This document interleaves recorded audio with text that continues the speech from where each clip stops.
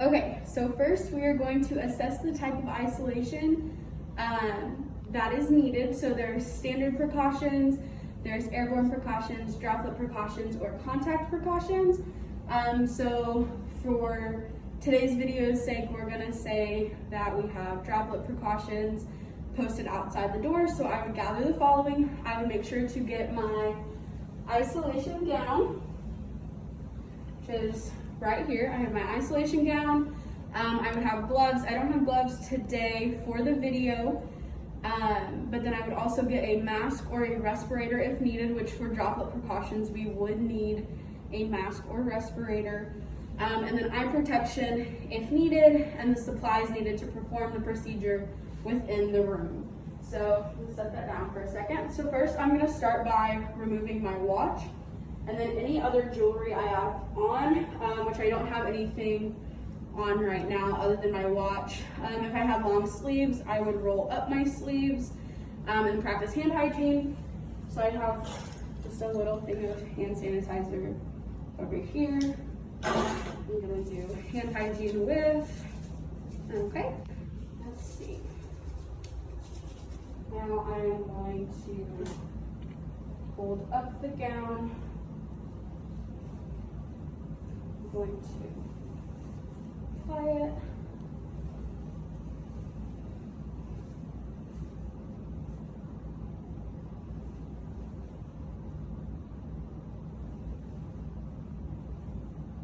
And then I'm going to tie it securely at the neck and then the waist.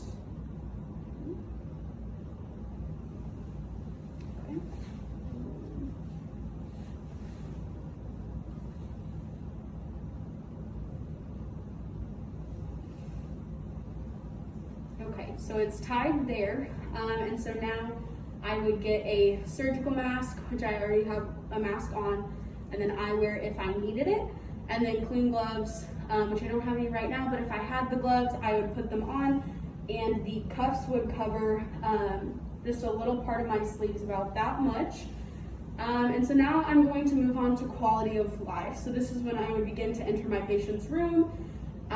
So I would go ahead and I would knock. I'd call for my patient. So for example, I would use my partner Chantel.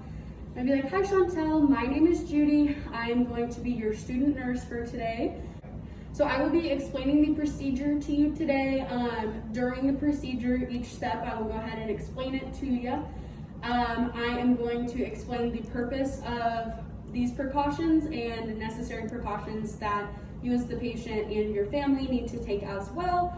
So basically, the reason why we have isolation precautions is to prevent transmission of different illnesses and disease from patient to patient. And then if anyone has questions, I would be able to answer those now. I would just see if anyone needs me to clarify or ask any questions. And then I would assess for evidence of emotional problems that are caused by isolation. So then whenever I assess that, I am then going to take measures to improve my patient's sensory stimulation, and I could offer recreational activities to keep my patient's mind at ease almost, so like watching TV, if they want to have like a coloring book or if they want to read anything like that, just to keep my patient's mind off everything. I would make sure that the room is clean and pleasant so that, you know, there's nothing scattered out on the floor and everything is organized. So then I could even open up the blinds and allow for some sunshine. And then I would arrange supplies and equipment in the room.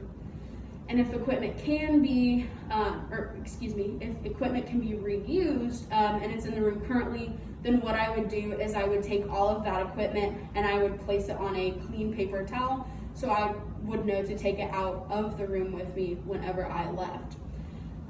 So then what I would do is I would then provide patient care. So I would see if the patient needs anything, whether that be for like skin integrity, anything like that.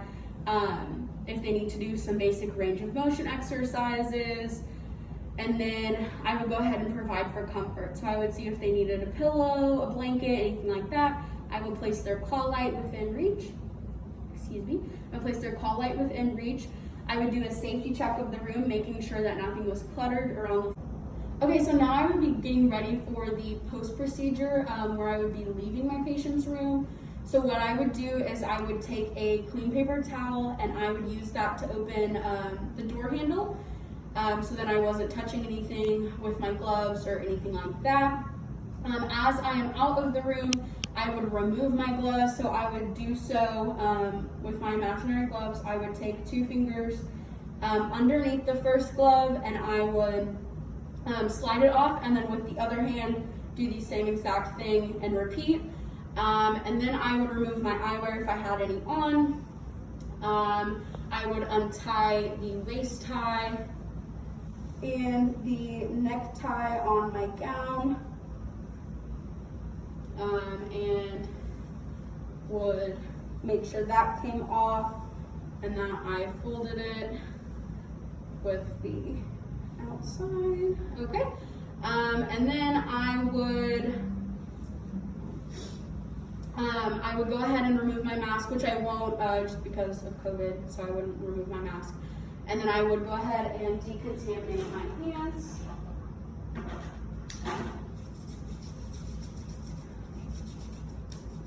Okay, and then I would go document my observations.